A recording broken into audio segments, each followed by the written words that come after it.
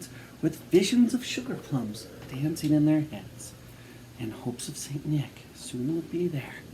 Oh, hey guys, Kona was asking me to tell her the night before Christmas story. So, but you guys came, and you came today for chapter 37, Rugby Tackle. Now remember, you need to pay close attention to the story because you do have to answer those questions with complete sentences and restate the question. Let's get started with chapter 37, Rugby Tackle. Eric put his shoulder up against the kitchen door to stop it from opening, but his boyish frame was no match for Nina and the two burly policemen with her. They began shoving the door open as Bessie was begging for them to stop. "No, please, you'll frighten the animals." "Animals? What animals?" demanded Nina. "Oh, just a pair of tadpoles, but they're very sensitive to loud noise." Just then Eric heard Sid clunking down the stairs in his tin legs. Clink, clink, clunk. "There you go. You can't go in there," he cried. "Oh, it's you," replied Nina. "So you were lying, lady. This man does live in here. Now, we are going to arrest that person in the gorilla costume, or, from the pungent stench coming from the kitchen, I'm beginning to think that it is an actual gorilla, in which case we will arrest it." The kitchen door burst open. Doink! The air raid warden and the two policemen were met by the most unexpected sight. It was a wildlife park, a little wildlife park, but a wildlife park nonetheless. All the animals reacted to these three uninvited guests in different ways. Parker, the one-winged parrot, leaped onto the back of the chair. Ernie the elephant raised his stumpy trunk and waved as if he was saying hello. Sassy the sightless seal honked. Honk! Totter the giant tortoise, with no shell, stopped in his tracks. Florence, the one-legged flamingo, was so shocked she toppled right over. Doink! Colin the toothless crocodile scuttled under the table in fear. Scramp! Bati, the one-armed and big-bottomed baboon, scratched her big bottom with her one arm. Scritch! And last but certainly not least, Gertrude the gorilla took a break from licking the cake plate clean and lifted up her bridal veil, and she blew the longest, loudest raspberry you have ever heard in your life.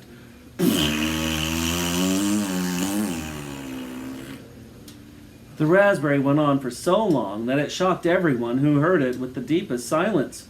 When she finally finished, Eric remarked, "I think that meant hello." The three intruders were absolutely appalled. "You aren't allowed to have these exotic animals in your house," said the first policeman. "I'm putting you all under arrest." "Even the animals?" asked the other. "Yes, even the animals." "On what charge?" "We'll think of something." As the policemen unhooked their handcuffs from their belts, Sid sprang into action. "There's only one thing for it. Dinner time!" This cry made the animals charge towards Sid.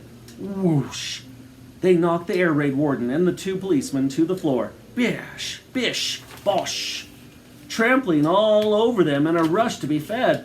Trample, trumple, tropple. "Ah, get off! I've got a great big baboon's bottom in my face!" they cried. With the three pinned to the ground, it was a perfect moment for the other three to make their escape. Eric raced around the back of Gertrude's wheelchair and zipped out the back door. "Come on, Uncle Sid!" he cried.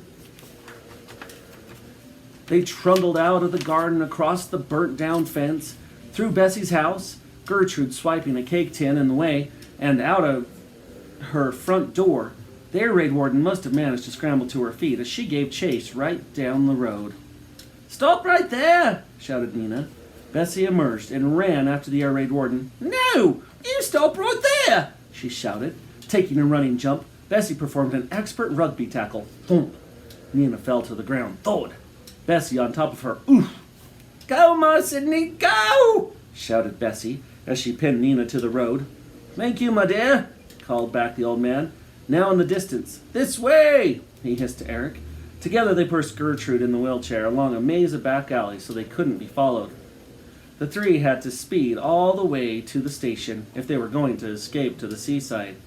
They trundled along the empty roads as fast as they could. The gorilla didn't seem to mind the lumps and bumps of the rumble on the ground too much. She was too busy munching on another fruit and nut cake from Bessie's house to worry. Munch, munch, munch.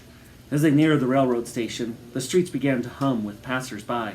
Needless to say, this wild wedding party received some strange looks.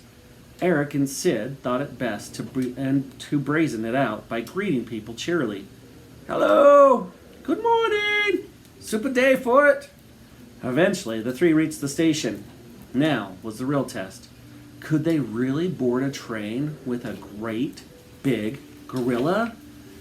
And that is a question that we will have to find out tomorrow. Now, make sure that you use complete sentences or restate those questions. Again, you can copy and paste the question, change it to your answer to make it easy. Have a great rest of your day, guys. We'll see you tomorrow for chapter 38.